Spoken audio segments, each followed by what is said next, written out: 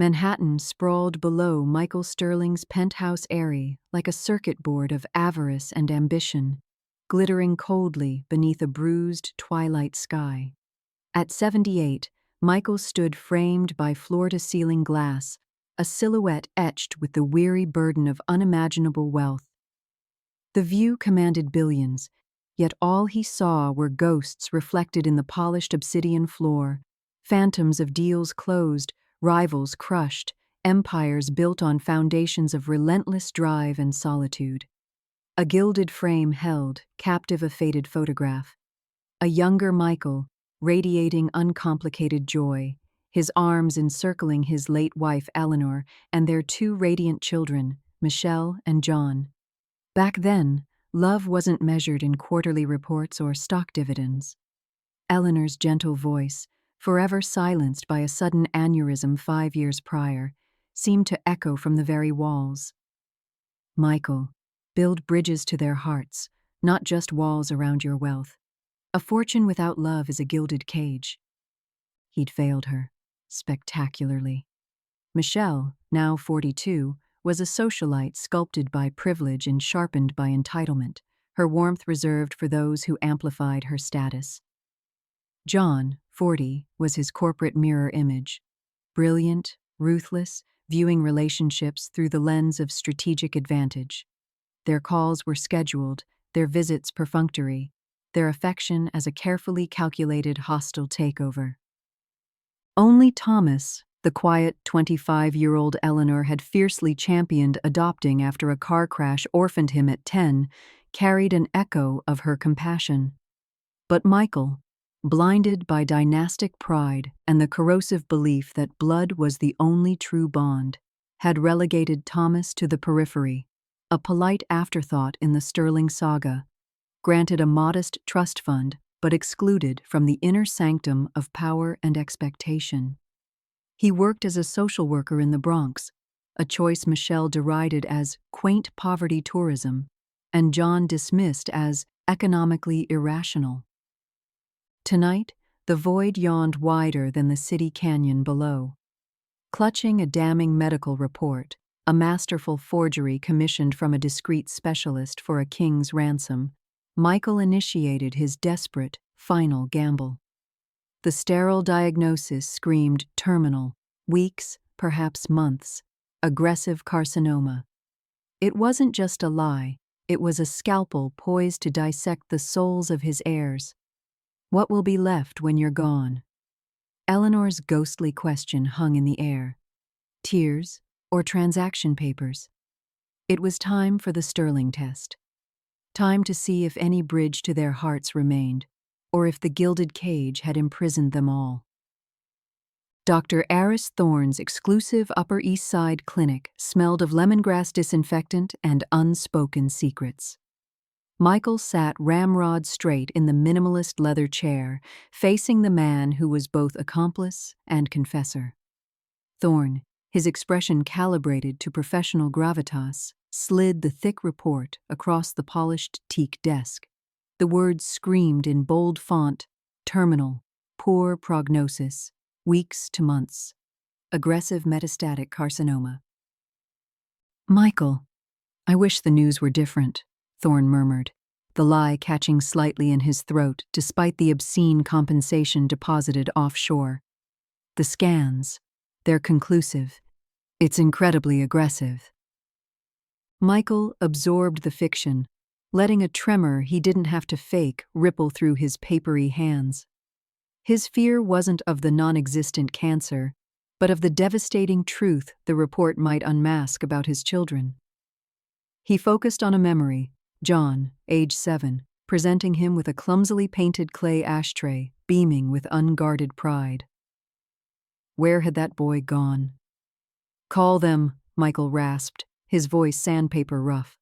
Michelle, John, Thomas, tell them it's urgent. The end is approaching. He closed his eyes, not against the fake diagnosis, but against the image of Michelle's coldly assessing gaze. The summons crackled through their disparate worlds.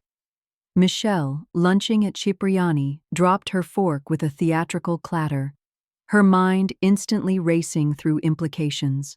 The Cartier auction next week, the pending renovation on the Aspen Chalet, the delicate timing of probate.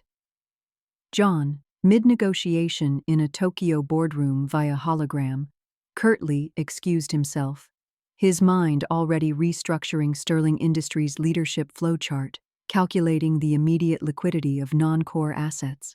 Thomas, helping a struggling single mother navigate the welfare office maze in the Bronx, felt the world tilt. His phone buzzed again. Urgent. Father, Dr. Thorne, come now. The memory of losing his birth parents in a screech of metal flooded back, icy and paralyzing. Within hours, the penthouse's cavernous silence shattered. Michelle arrived first, a tempest of Valentino black silk and the cloying scent of rare tuberose. Her eyes, sharp as diamonds even beneath a veneer of shock, swept the room, not seeking her father, but inventorying the Monet watercolor, the pre-Columbian artifacts, assessing their vulnerability. "Daddy!" she gasped, rushing to where he sat feigning weakness in a deep armchair.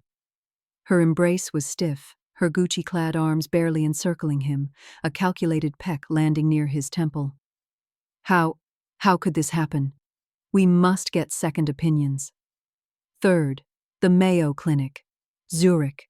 Money is no object. Her concern was a high-yield investment pitch. John stormed in moments later, barking final orders into his phone about leveraging the Singapore position. He cut the call, his Savile Row suit a shield of impenetrable efficiency. Right.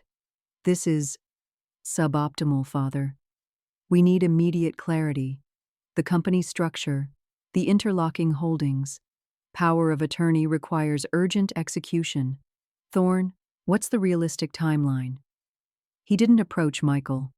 His gaze was fixed on the legal pad where he'd begun scribbling notes, the Picasso behind him merely an asset class. Thomas arrived last, breathless and unnoticed. He stood silently in the arched doorway, his worn leather jacket and scuffed boots jarring against the penthouse's glacial opulence. No declarations. Just profound, gut-wrenching sorrow etched onto his pale face. His eyes locked solely on Michael, seeing the diminished man beneath the billionaire's mantle. He looked like he'd been physically struck. Michael observed them from beneath half-closed lids, a chilling clarity crystallizing. Michelle's panic was for her inheritance schedule. John's focus was on asset preservation and transition. Only Thomas radiated pure, unadulterated grief, the raw, messy pain of impending loss. The first, deep fissure in Michael's heart cracked open, leaking cold dread. "Children," Michael began, his voice deliberately thin, wavering. "Dr. Thorne. He's explained it, swift, merciless." He paused, letting the grim prognosis hang heavy in the air, thick with tension and unspoken agendas. He coughed weakly, a rehearsed spasm. "My affairs are not entirely settled. Recent complexities. There will be significant changes, decisions made." He saw Michelle's eyes narrow, calculating. John's pen paused mid-scribble, his head snapping up. Thomas simply closed his eyes, a tear tracing a path down his cheek. The game, a cruel theater of mortality and avarice, had begun. The days bled into a suffocating week, a masterclass in the corrosion of familial bonds by the acid of greed, meticulously documented by hidden cameras disguised as smoke detectors and decorative sconces. Michelle, the performance artist of affection. Her visits were timed like corporate appointments, brief bursts of curated concern. She arrived bearing absurdly extravagant offerings, a limited edition Breguet watch too heavy for his frail wrist, an investment, Daddy, rare ghost orchids he couldn't smell. They purify the air. She'd perch on the edge of his sickbed, the crisp linen contrasting with her sharp edges, scrolling through Christie's listings or architectural renderings on her tablet. "Just musing, Daddy," she'd say, her voice saccharine.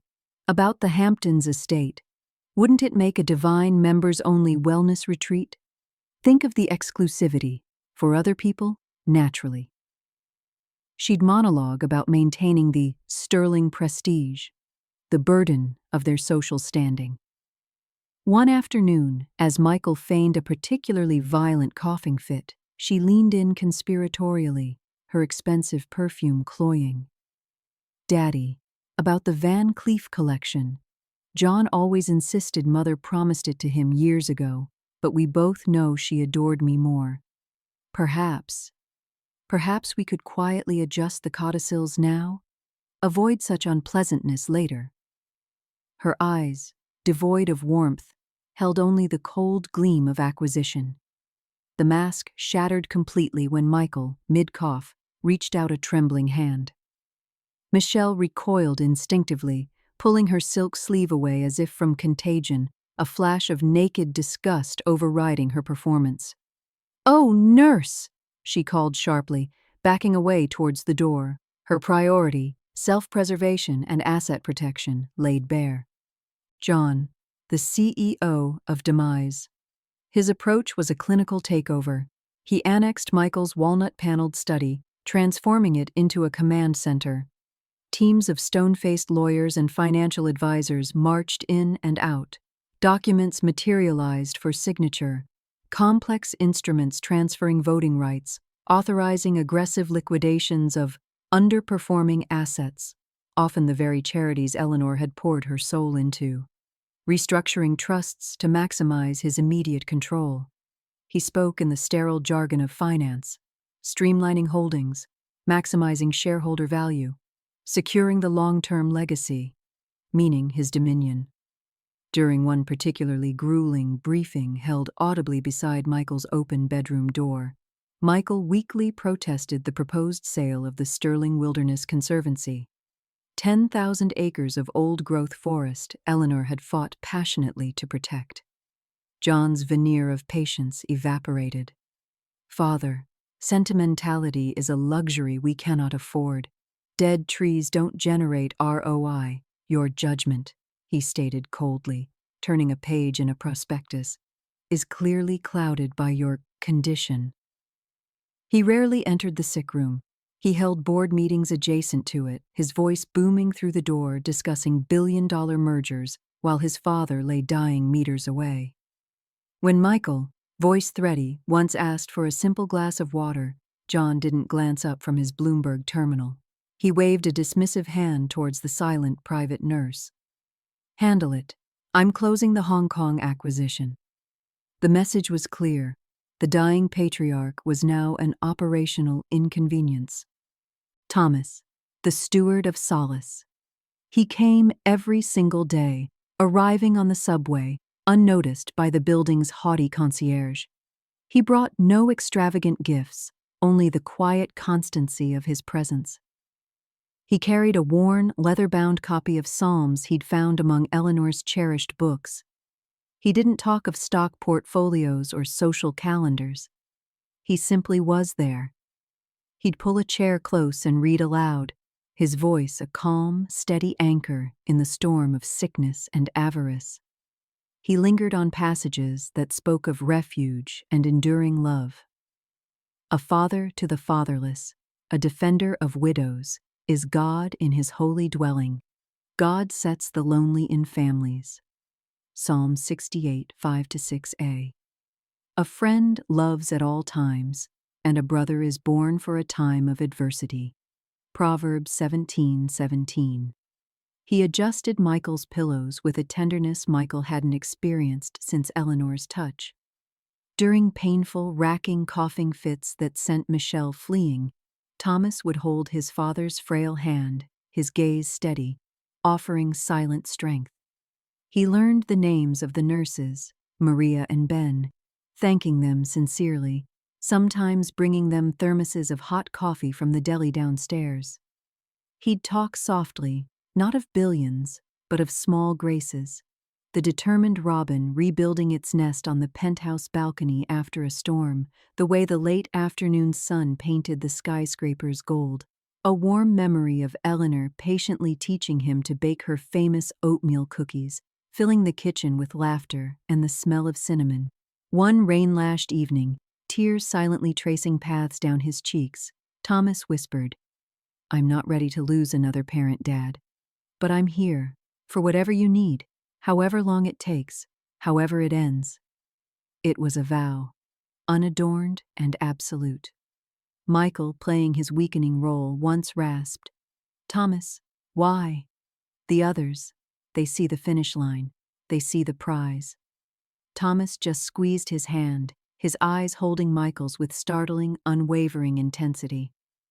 "I see you, Dad, just you. The man who, alongside Mom, gave a terrified, broken kid a home, a name, a chance. That's worth more than all the money in every vault in this city. And I have to believe, that it's never too late. For peace, for comfort. God can add years, Dad. He can." His simple, unshakable faith, devoid of pretense or bargaining, was a balm on Michael's guilt-ravaged soul, a stark counterpoint to the calculating avarice surrounding them. Michael's hidden lenses captured it all. Michelle's rapaciousness, masquerading as daughterly concern, John's glacial ambition disguised as fiduciary duty, and Thomas's quiet, sacrificial love, the only currency that held real value in this gilded tomb. The billionaire's heart fractured daily, not from the phantom cancer, but from the devastatingly clear confirmation of his deepest dread. The poison of his wealth had rotted the core of his biological family. Only the son he hadn't valued, the son who carried Eleanor's spirit, possessed the sterling character worthy of the name and the legacy it entailed. As the fabricated weeks dwindled, the atmosphere in the penthouse curdled into a toxic brew of anticipation and barely veiled hostility. Michelle and John, scenting the imminent transfer of unimaginable wealth, shed the last remnants of their disguises. Their interactions became transactional, their patience with the dying man's charade wearing perilously thin. A particularly vicious argument erupted just outside Michael's bedroom door, their hissed voices slicing through the heavy silence like shards of glass. "John, you cannot be serious about liquidating the Serenity. It's practically a floating museum, a sterling heirloom." Michelle's whisper was venomous. "It's a depreciating asset hemorrhaging 6 figures a year in mooring fees and crew salaries, Michelle. Sentiment doesn't pay the bills. Wake up," John retorted, his voice tight with impatience. "Mother loved that yacht. Her spirit is on that deck. Mother is gone, and her spirit isn't paying the capital gains tax. It's about fiscal responsibility now, efficiency." John spat the last word. Their voices, sharp and dripping with mutual contempt, pierced the door. Thomas, sitting vigil beside Michael's bed, reading softly from Isaiah, "Fear not, for I am with you," visibly flinched. Michael closed his eyes, a single tear escaping, tracing the deep lines of his face. He reached out blindly, finding Thomas's hand, gripping it with a surprising, desperate strength. A silent plea for an anchor in the tempestuous sea of his own making, a storm of greed churned up by his deception. Dr. Thorne made his final house call, his performance worthy of a tragic stage play. He spoke in hushed, grave tones to Michelle and John in the cavernous living room, using carefully chosen words that landed like hammer blows. Imminent decline. Focus on comfort. Prepare yourselves for the inevitable. He projected somber finality. Thomas stood apart, near the floor-to-ceiling windows overlooking the indifferent city, his back turned, shoulders slumped. His face, reflected dimly in the glass, was ashen, etched with profound sorrow. Silent tears fell, not for the fortune about to change hands, but for the immeasurable loss of the only father he'd ever truly known. He was steeling himself for the desolate silence to come. John wasted no time. Within minutes of Thorne's departure, he was on the phone to Vance's office, his voice clipped and authoritative. Silas, John Sterling, we require immediate access to Box 728 at the Morgan Vault. My father's will. Priority 1. It wasn't a request, it was a command. Michelle, meanwhile, paced like a caged tigress, then snatched up her phone. Amelia? Michelle Sterling. We need to expedite the valuation schedule. Yes, the entire penthouse collection. Paintings, sculpture, antiquities, and the jewelry vault. Consider it a potential full estate liquidation. Time is of the absolute essence. Her voice vibrated with a feverish energy, the thrill of the acquisition hunt overriding any pretense of grief. They moved like predators converging on weakened prey, circling the perceived corpse of the Sterling fortune, their calculations laid bare. That night, the penthouse plunged into an eerie silence. Michael, feigning the extreme weakness of final hours under the dimmed lights, summoned Thomas to his bedside. The hidden camera embedded in the antique clock whirred almost inaudibly. Thomas, Michael rasped, each word a laborious exhalation, punctuated by a shallow, rattling breath, meticulously practiced. My son, my true son. He paused, gathering phantom strength. I see you now. I see your heart, shining in this darkness. It shames me. How blind I was. Another pause, a weak cough. The others, they are lost, swallowed by the gold. But you carry Eleanor's light, her kindness. He gripped Thomas's hand tighter. Promise me you'll hold on to it, that you'll remember, when the noise fades, love is the only currency that outlasts death, the only inheritance worth having. Thomas knelt by the bed, the expensive rug rough against his knees, burying his face in the crisp linen near Michael's frail hand. His shoulders shook with the force of silent, wrenching sobs. I promise, Dad. His voice emerged muffled, thick with tears. I promise. I'll try. God help me. I'll try to be worthy of her. Worthy of you. Worthy of the name. Michael placed a trembling hand on Thomas's bowed head, a genuine gesture of blessing and benediction offered amidst the grand, painful deception. You already are, my boy, he whispered, his own voice cracking with real emotion. You already are. In that moment, amidst the artifice, Michael knew with absolute certainty who deserved his legacy. The test was over. Thomas had passed, not with grand gestures, but with the quiet, unwavering fortitude of true love and loyalty, revealing a nobility that humbled the billionaire to his core. The vultures could have the carcass of their expectations. Thomas had shown him the soul. 1 week after Michael Sterling's meticulously staged passing, a discreet, unmarked medical transport had whisked him to a secure, secluded villa on the Maine coast. The penthouse's formal dining room became a stage for the final, brutal act. The long mahogany table, usually a setting for power breakfasts sealing billion-dollar deals, felt cold and accusatory. Michelle sat rigidly, clad in impeccably tailored saint, John mourning attire, her face a mask of controlled tension, eyes dry and watchful as a hawk's. John occupied the head chair, radiating impatience, his fingers drumming a silent, rapid tattoo on the polished wood, his diamond-encrusted Patek Philippe glinting under the chandelier light. Thomas sat quietly at the far end, dwarfed by the opulent room, looking hollowed out, adrift in a sea of grief. He wore a simple, well-worn dark suit, a stark contrast to the other's calculated elegance.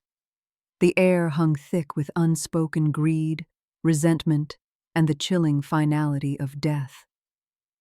Silas Vance, Michael's ancient and famously incorruptible lawyer, entered with the solemnity of a high priest. He carried a single, thick, cream-colored document tied with black ribbon, the last will and testament of Michael James Sterling. He placed it on the table with deliberate, almost funereal slowness. "Good morning," Vance intoned, his voice echoing in the tomb-like silence.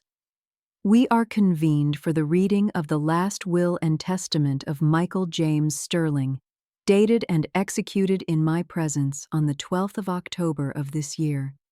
He adjusted his pince-nez. Michelle leaned forward imperceptibly. John stopped drumming, his knuckles whitening as he clenched his hands. Thomas stared at the grain of the wood table, seeing nothing. Vance untied the ribbon with precise movements. "I, Michael James Sterling, being of sound mind and memory, do hereby declare this to be my last will and testament, revoking all prior wills and codicils." He proceeded through the legal preliminaries. Then came the dispositions. The tension became a physical presence thick enough to choke on. Article 3, Specific Bequests. Vance paused, his gaze sweeping over the three heirs. "To my beloved daughter, Michelle Alexandra Sterling." Michelle held her breath, her manicured nails digging into her palms. "I bequeath the sum of $1. Silence. Utter, deafening, disbelieving silence. Michelle's face underwent a grotesque transformation, draining of blood, then flooding with livid apoplectic rage. "What?" she shrieked, catapulting out of her chair, the sound raw and animalistic. "This is outrageous! A sick joke! Vance, you senile fool! What incompetent—" "My reasons for this bequest," Vance continued, his voice rising slightly but remaining unnervingly calm, overriding her hysterics, "are documented in a sealed memorandum held by my attorney. This memorandum, which details her specific actions and statements during my purported terminal illness, including, but not limited to, her attempts to influence the distribution of specific assets, namely her mother's Van Cleef and Arpels collection, while I lay incapacitated, and her documented aversion to providing physical comfort, will be released publicly should she contest this will." Michelle froze mid-tirade, her mouth agape in a perfect O of shock. Fury warred with dawning ice-cold terror. The blood drained from her face again, leaving her truly ghostly. "To my son, Jonathan Robert Sterling." John sat utterly still, a statue carved from marble, only the furious pulse in his temple betraying his turmoil. "I bequeath the sum of $1. John didn't move, didn't blink. The silence stretched, taut and dangerous. His voice, when it finally came, was a low, guttural snarl. "Explain. This insult, now." "My reasons," Vance read on, meeting John's icy glare unflinchingly, "are similarly documented in a sealed memorandum. This memorandum details, with corroborating evidence, his prioritization of corporate acquisitions and asset liquidation over his father's well-being during said illness, his expressed contempt for charitable legacies specifically cherished by his late mother, and his documented assertion, made within my hearing and captured on record, that my judgment was compromised due to my condition. Contesting the will triggers its public release."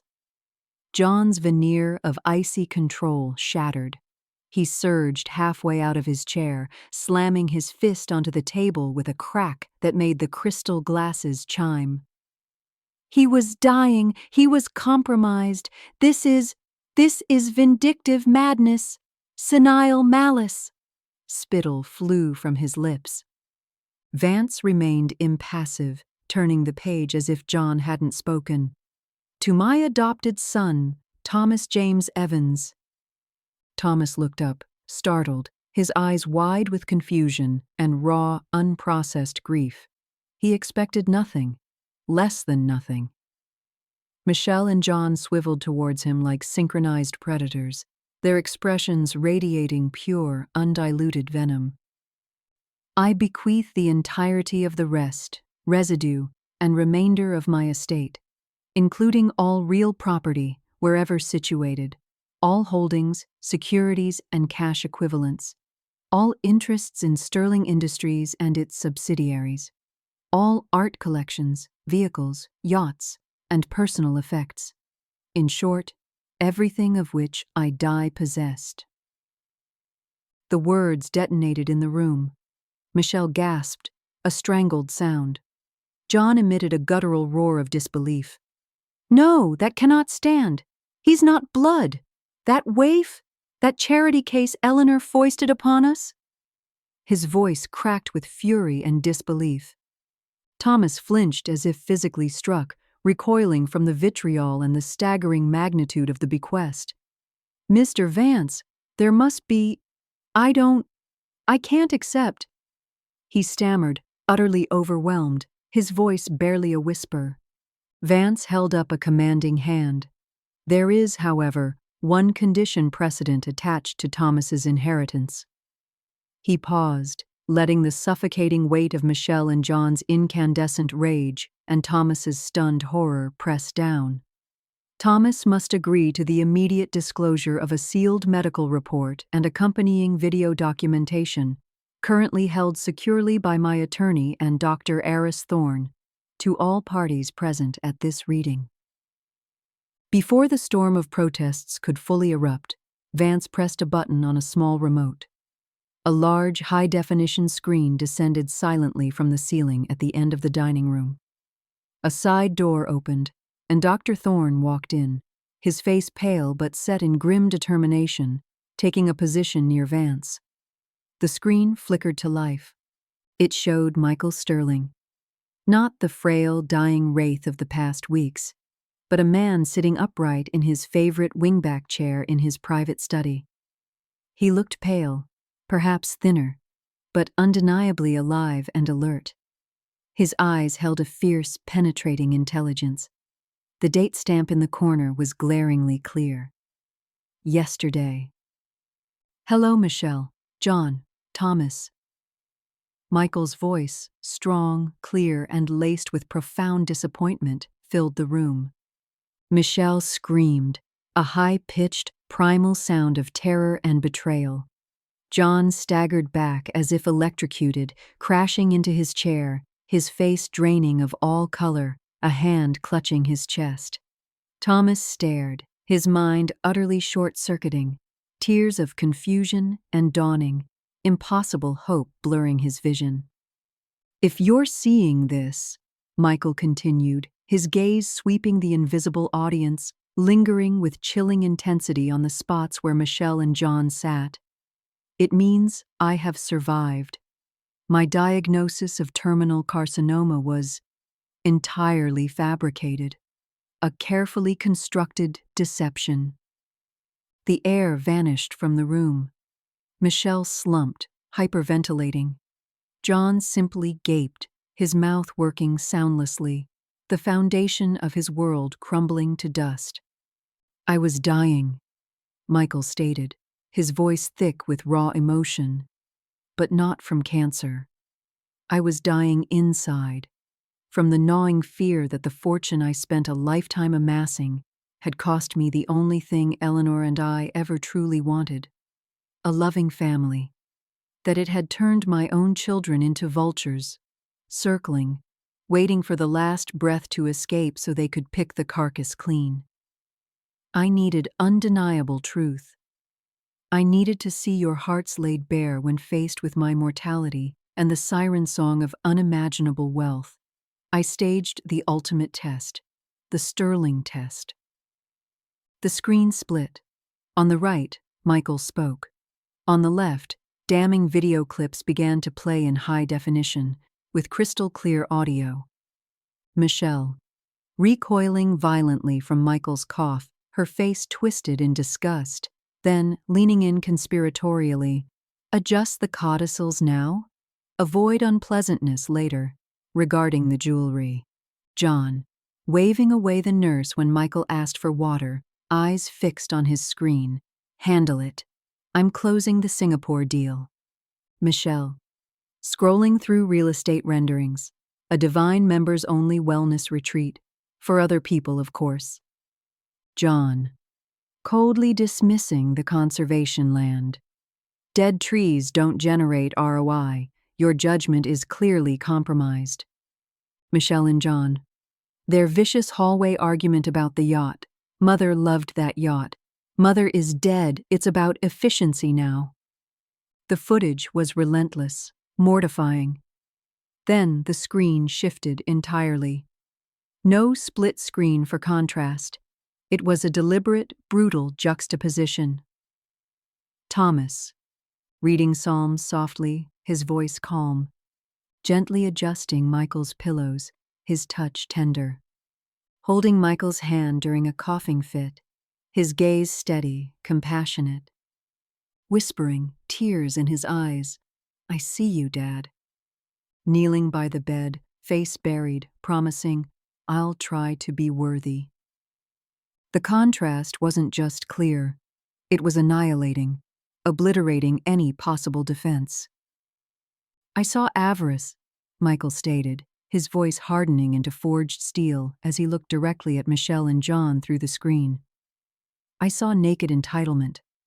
I saw my life's work, Eleanor's cherished causes, reduced to spreadsheets and auction catalogs. I saw not love, but the cold calculus of inheritance. You saw a dying man as a financial event. Your hearts, tested by greed, were found morally bankrupt, desolate." He turned his gaze fully towards where Thomas sat, his expression shifting, softening with a profound, sorrowful warmth. "And I saw loyalty. I saw compassion untouched by the stench of avarice. I saw genuine, sacrificial love. I saw quiet, unwavering faith.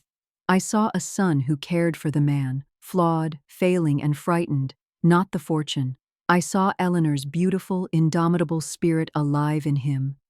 Thomas, you alone passed the test. You alone demonstrated the character worthy of the Sterling name and the immense legacy it carries. The entire estate is yours, unconditionally, because I trust you, not merely to possess it, but to steward it.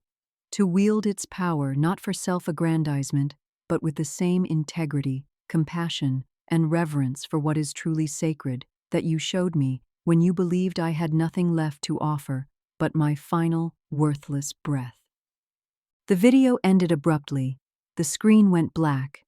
A silence, heavier and more profound than any before, crashed down like a physical weight.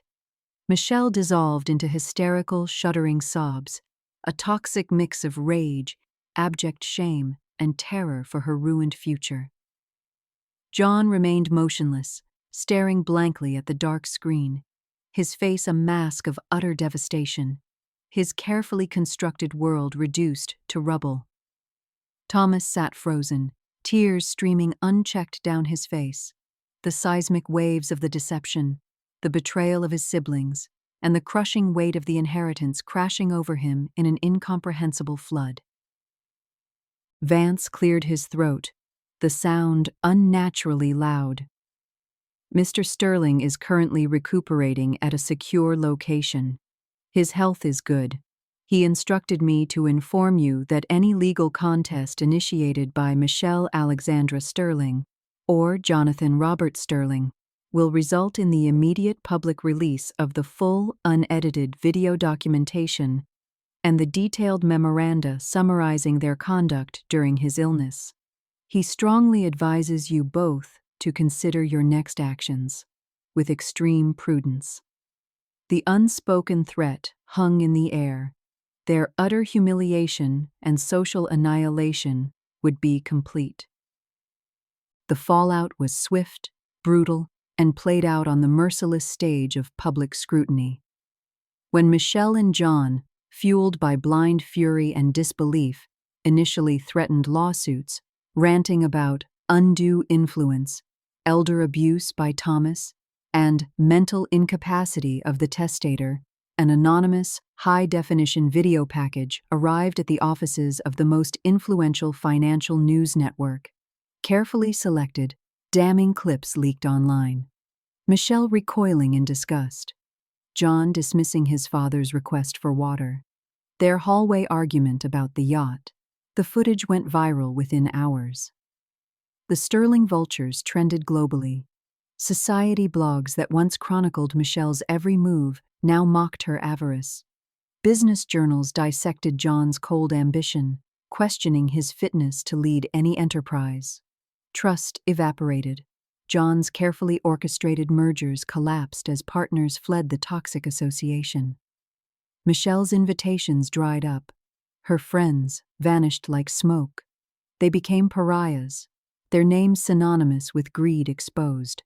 The threatened lawsuits died before formal papers were filed, buried under an avalanche of public condemnation and the certainty of even more devastating revelations. They retreated into bitter, self-imposed exile, their lives a stark monument to the moral decay accelerated by the poison of unearned wealth and entitlement. Thomas, meanwhile, was adrift in a sea of conflicting emotions and unimaginable responsibility. He visited Michael at the secluded Maine villa, not a palace, but a weathered, shingled home overlooking the vast, cleansing Atlantic. The reunion was charged. Thomas felt anger at the immense deception and the pain inflicted on everyone, profound relief that Michael was alive, crushing anxiety about the fortune, and a deep sorrow for the siblings he'd lost, however flawed they were. "Dad, why?" Thomas asked, the word laden with weeks of pent-up anguish, standing on the windswept deck.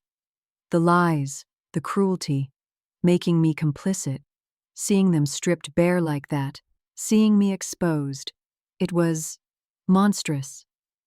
Michael, looking healthier, his eyes clearer and bearing a peace Thomas hadn't seen in decades, nodded, his face etched with genuine remorse. "It was, Thomas. It was a monstrous, desperate act of cruelty. I inflicted it on you as much as on them. I used your love, your compassion, as tools in my deception. For that, I am more sorry than words can express." He placed a weathered hand on Thomas's arm. "But the cruelty of the truth they would have enacted after my real death, the legal battles, the venom, the desecration of everything Eleanor held dear, would have been infinitely worse. It would have poisoned your life, the legacy, everything. This way, this brutal, ugly way, there is a chance for you to build something good from the ruins. And maybe, just maybe, a chance for them, someday, in the distant future, to look into the mirror my test held up and see what they became. To choose differently." Michael spoke of decades of emotional distance, the gnawing fear that his wealth had destroyed his children's souls, Eleanor's dying wish for him to find their hearts again. "I needed undeniable proof, Thomas, not whispered suspicions. Proof for myself. Proof for the world. Proof to ensure that everything Eleanor and I built didn't fall into hands that would grind it into dust for profit. Seeing you, your quiet strength, your unwavering kindness, your simple faith, it was the only light in that terrible darkness I created." He gestured towards the endless ocean. "The billions? The towers? The art? They are hollow, meaningless shells without heart." Eleanor knew it.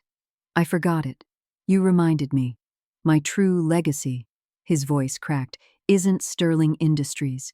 It's the values Eleanor embodied.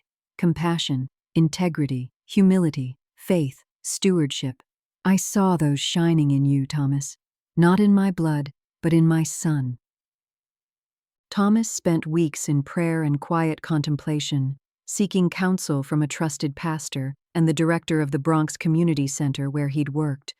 The weight of the fortune felt alien, a crushing responsibility. He remembered his promise to Eleanor's memory, his whispered words to his dying father. "I see you."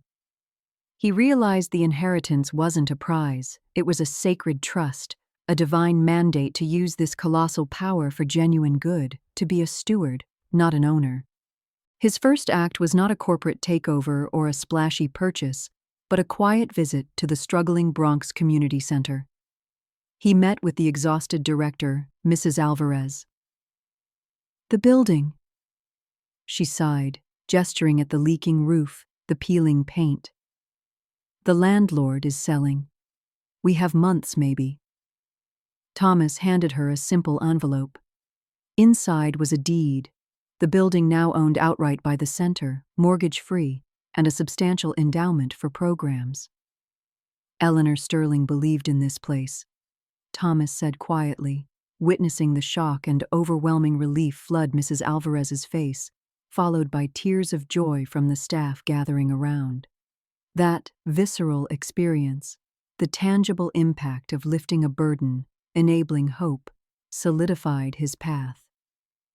He established the Eleanor Grace Sterling Foundation, endowed with a massive portion of the Sterling fortune. Its mandate reflected Eleanor's quiet passions and Thomas's heart, funding underprivileged youth education, scholarships, after-school programs, mentorship, expanding access to critical medical care in underserved communities, and protecting endangered ecosystems through sustainable partnerships. He restructured Sterling Industries from the top down, dismantling John's cutthroat ethos. He implemented ethical sourcing practices, prioritized employee well-being and fair wages, invested heavily in green technologies, and reinstated funding for the charities Eleanor had loved, proving decisively that compassion and integrity could coexist with, and even enhance, sustainable profitability. He kept the penthouse as an administrative hub, but made his primary home a modest, sun-filled brownstone closer to the foundation's grassroots work.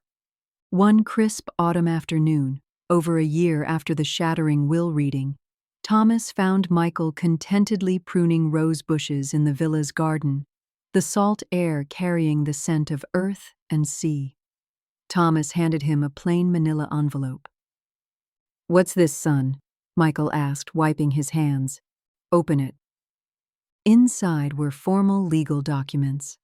Thomas had irrevocably transferred a substantial, equal share of the liquid assets, billions, but carefully separated from the controlling interests in Sterling Industries or the core endowment of the Eleanor Sterling Foundation, back to Michael.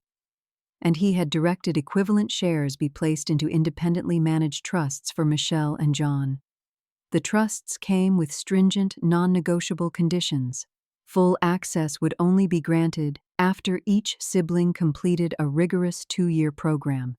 This included financial literacy training, understanding wealth as responsibility, not entitlement, intensive courses in ethical leadership and philanthropy, and mandatory, immersive community service, working directly with populations served by the foundation, far from their former gilded lives. The money was legally theirs, but the path to accessing it without self-destruction was mandated. It was redemption offered, but not guaranteed. Michael stared at the papers, then at Thomas, utterly speechless. "Thomas, why? After what they did? After what they are? After the venom they spewed? They deserve nothing but scorn." "Because of what they could be, Dad," Thomas said softly, looking not at Michael, but at a vibrant crimson rose, a symbol of beauty requiring patient cultivation. "You tested their hearts when faced with greed and death. It broke them utterly. This is a test of a different kind, a test of humility, a test of whether, stripped of everything they thought defined them, they can learn, they can grow. They can find even a shred of the humanity they buried under all that gold. It's a chance for redemption." Thomas met Michael's astonished gaze, his own eyes firm yet compassionate. "Not because they deserve it," he stated clearly. "They don't. But because clinging to bitterness is a poison that only harms the one who holds it.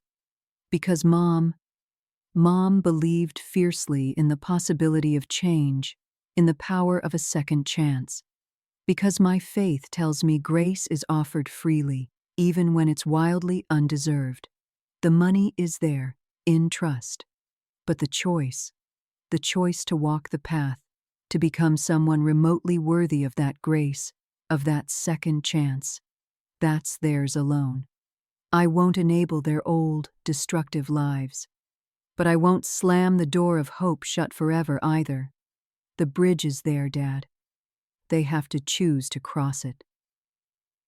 Michael looked at his son, the boy he'd overlooked, the young man who had shown him the true meaning of character, the steward who now carried the weight of a legacy he was transforming.